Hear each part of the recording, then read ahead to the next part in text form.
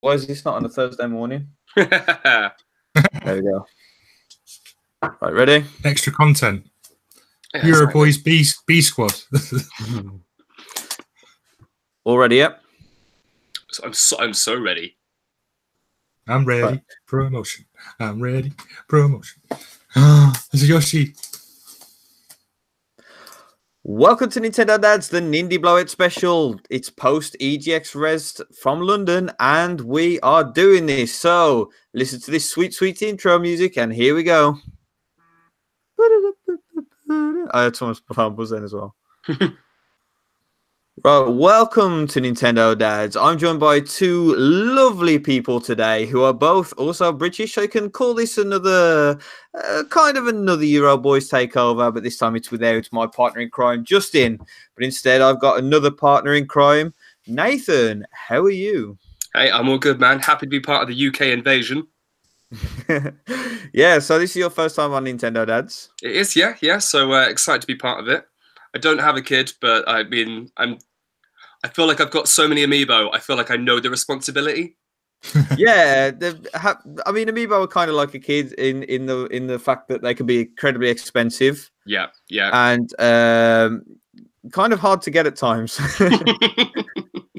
And speaking of expensive, we were also joined by Mr. Jack Gorn himself, Nintendo Podcast System. Yes, of course you are. How much are you paying me for this, by the way? That's why I'm so expensive, obviously, you know. So, hello, how is everyone? How are we doing? Yeah, so guys, EGX Res was absolutely fantastic. We got to play some of the hottest indie games hitting the Nintendo Switch this year, and it was just an absolute blast. So we'll start with you, Nathan. What were your feelings on EGX Res, the venue, and just the feeling in general? Yeah, I had a cracking time. It was my first time at EGX. Tobacco Dog was cool. It was nice not to have one big warehousey yard where, you know, it's a bit cold, it's a bit sterile. Having individual rooms made it feel intimate. And I think it was probably good for developers as well, because they had their own space that they could make, you know, full of their own personality, like the Devolver room where they had the Gris cosplay and my friend Pedro. Like, it was a really interesting way of doing it. I enjoyed it a lot. Yeah, something I didn't realize was the girl who was cosplaying as Gris was actually the creator of the game. Oh wow! I read that later on online, really? which blew me away. I had no idea about that. Awesome. So, Jack, what did you feel about EGX Res overall? Was it something that was like a definite on your radar for next year? Yeah, I mean, this was the first Rezzed I've ever been to. I've been to EGX a few times, and I've been to like Insomnia and things like that as well around in the UK. But this was the first like Rezzed event I've ever been to, and I found it fantastic. There were so many different developers there that I knew and things, so it's nice to sort of meet up with people we haven't seen for a while. Just overall, it was such a really good event. It seemed like a small venue at first, but once you go in, there's just so much there. There's so much different games to play and all sorts going on. But yeah, it was a good overall event. Would love to go back again. Absolutely. Yeah, I absolutely love Rezzed. It's one of those more intimate events. You get to meet people a lot easier than at some of the bigger, sort of more crowded events. But this time it was incredibly cold. Last time I went, I took this leather jacket and I was sweating nonstop. And then I got the most awkward interview with Suda51. Only awkward because of me though, because I was completely unprepared for it. I thought I was just getting some hands-on time with the game. Turns out, no. Full interview. Could have been a nice surprise. If you knew who he was. I mean, yeah. Oh, I knew exactly who he was. I played Killer 6, but kind of not so much the No More Heroes game. So interviewing him about the new No More Hero game. Yeah. Oops. I completely meant the other one. We'll roll with it. We'll keep it in. I could edit out to make myself sound like I know everything, but obviously I'm an idiot. So, right. Let's talk about some of these Nintendo games on the floor. So, we're going to start with Nathan because you got to play one of the most anticipated and craziest games of the year. Always, I mean, I've tried to play this game so many times, but the queues are so big. Untitled Goose Game. Yeah, there was still quite a big queue when we were there, but I was determined to play as that goose. As soon as I saw that there was a single button for honk, I was in. Absolutely fine. I mean, how many games can you say press the honk button? Only one. Well, that's true. Though I have to say, Duck Game has a quack button. Yes. But that's a very different game. It's not a honk. It's slightly different, I suppose. Yeah. But no, Untitled Goose Game was great. I ever since it was announced, I thought this is it. This is for me. Like a more objective focused and kind of more fun, kind of like, I guess, goat simulator, but obviously it's more of a small diorama sort of thing. So just playing around and just getting to be awful was really good. Like, I wasn't expecting, I kind of just thought it was going to be like a little sandboxy playground, even though quite small.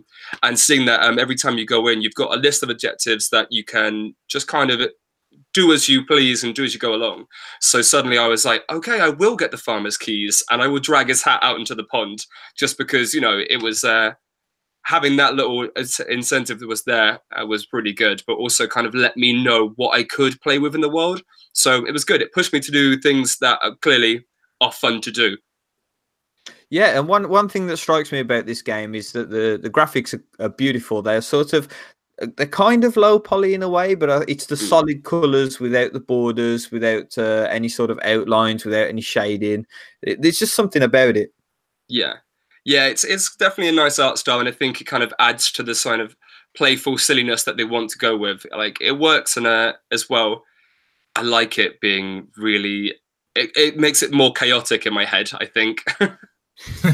More chaos is a good thing. Yeah. So this game still had a spring release on the demo, but as we know, it's been pushed back a little bit. So that's something to look forward to towards, I think, late summer, I think they said. Yeah. Maybe later. I don't think they said anything other than later on in the year, but I don't think it'll be much later than, late summer, hopefully. It's curious to mention on there that it was so popular that after the first day they had to get a second booth out for the Friday for Goose Game. So it shows how popular it's becoming. Game. Yeah, it's kind of a weird thing because last time I went to EGX REZZED, they had a lot of indie games in the Nintendo section. They had the same amount of machines, but they had a different game on every single one. This time they knew that they had popular games that they had to double up on. And one of those popular games was indeed the mighty, the delightful, and it could be incredibly English, Cuphead. And the reason I say that is because I'm assuming we're all drinking tea or have done before this podcast. I have held a cup. It's a glass, but I guess it counts. I'm having trouble connecting to the internet. Oh, Take sorry. a look at the help section in your Alexa app. Shut up, Alexa. That was me. I'm sorry. I can go unplug my Alexa. No, keep it in. It's funnier. So, Alexa, order me a pizza. Don't do that. No. So, right. I think we got some of that then. So, Cuphead. Hang on. Did I play this one with you, Nathan? I think I did. Yeah, we played it together. Yeah. Okay. My memory's awful. Sorry. So, Cuphead. Me and Nathan got to have some hands-on time with this in co-op. And needless to say that we own this game. We definitely did better than I thought we were going to. I was going in fully prepared to just be stuck at the tutorial.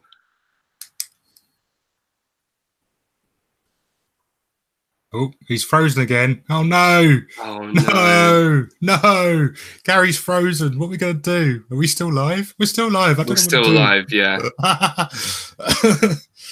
Sorry. He's just put no. Did it crash again? Yeah, I think so. At least he's got a smiley face still on. Look. He looks. That's a better thing for it to be stuck on. I don't know whether it's still live streaming to the Nintendo Dad's YouTube, so it could be funny. We could say anything now, Nathan, and it could just keep going on there. Yeah, let's not do that. I don't want to drag down the good name of Nintendo Dad. Oh man, I will double check. Let's hang around. Tell you what, whilst you're doing that, I'm going to go unplug my Alexa. I didn't think of that. Sorry.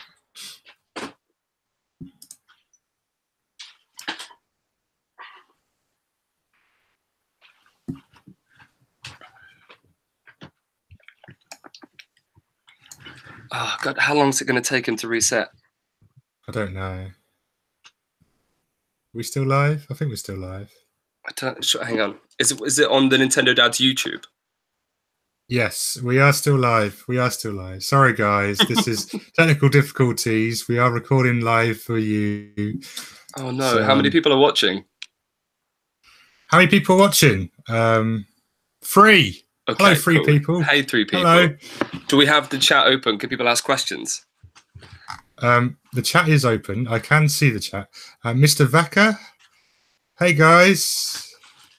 Hey guys, stoked to hear about your adventure. Thank you, Mr. Vaca. It's very kind of you. It was a good adventure. It was a good day though, Nathan, to be honest. It was like there was just so many different things that were happening there. Yeah, and, like different people we're meeting up with. And I had a good time. I was only there for the one day because I had work the next day, so I had to get up. So actually, no, I'm not going to moan about getting up early because other people were there so much earlier than me. But it was definitely worth the trip. I managed to do so much in the one day. As soon as I got there, I just ran in like, right, indie zone. I know the games I want to play. I know the people I want to talk to. So I think I was pretty hot on just going from machine to machine. Like, cool, played that. Yes, enjoyed it. Yeah, absolutely. Yeah, it was good. It was good. Oh, I think we have him back. I see a Super Nintendo shirt. Oh, there we go. He's back on the screen. We were still live. We're still trying to talk through it, Gary. So, oh, you lost your sound now as well. Can't hear you. Can't hear you. We're having technical difficulties with Gary. Is that better? There we go. Oh, that's better. Yeah. Yeah, I forgot that you got to flip this mic down. So are we still actually live on? Yeah, we're still live on Nintendo Dads. You're gonna have some editing to do. Yeah, I am gonna have a lot of editing to do. Oh, this phone. There was some we did a little bit where we could probably keep it in. I don't know. But there was a lot of slagging you off as well. Oh, that's okay. That's just that's up to you. That's like a normal Nintendo Dads episode then. That's it. Absolutely. Right, let me try and angle this tripod. There we go. So we're gonna have to do the rest of this on my phone, which is grand. Okay, that's that fine. What's working? It still works. At least it's going to be reliable. I just can't manage the chat, unfortunately. Okay, so cool. I can see it. I can see it. So don't worry. Let's start again from Cuphead. Apologies to anybody watching. This is what happens when you buy a cheap Acer laptop. So we'll start again from Cuphead. Cool. So Cuphead, me and Nathan got to play this game hands-on together, and needless to say that we owned it, Nathan, didn't we? Oh, mate, honestly, I totally wasn't expecting us to get as far as we did. The fact we got through the first level made me happy, let alone getting to, like, what was it, through to the second boss? We got through to the second boss, yeah. So we defeated the garden boss. The carrot onion hybrid. Yeah, we showed that who was boss. Like that went down, I think, second try, which I think is pretty good. Yeah, the guy was very impressed with us. I could tell. I think he had a lot of pro gamers that day, but wasn't ready for us. And then we got to the slot machine, and that was a little bit tougher with 2 frogs in a slot machine. Yeah, I mean, overall, Cuphead. Everybody's heard of it. Everyone knows what it is. The question is, did it run well on Switch? And the answer is, of course, it did. It was beautiful. It looked great, sounded great, played great. Overall, just a brilliant experience in my eyes. Yeah, I'm really excited. I think it's one of those games, as soon as it was released, everyone was like, oh, it looks perfect on Switch. And that is getting a bit dull now, but it's true. The game ran perfectly, as a handheld co-op game. That's going to be fantastic. You don't need that many buttons. I think it's just found its perfect home, and I'm happy that the studio got to do it as well, because they clearly wanted to. Yeah. And Gorny, did you get any hands-on time with this at all? I've Cuphead. No, because I actually already own it on Xbox, so it's basically exactly the same game. So I'm sure you can imagine. So it's a great game, and it's great that it's come to the Switch. I think it'll work really well on there, and especially like co-op play and things like that. But it's Cuphead, and I've played it before. So yeah. I also it's been on the eShop charts for weeks now, like pre-order only. That's the crazy part. I know it's going to sell so well. I think there was a lot of people hanging out till the Switch version came, kind of thing, and expecting it to come out, and it just has taken so long to do so. Yeah. Now everyone's like, pile in, let's get it. Yeah. And it's confession time. I laughed at the other Nintendo dads when they predicted that Cuphead was coming. I was like, okay, so yeah, Minecraft, whoopie-doo, that's one game. Never, ever, ever did I expect Cuphead to come. And I've been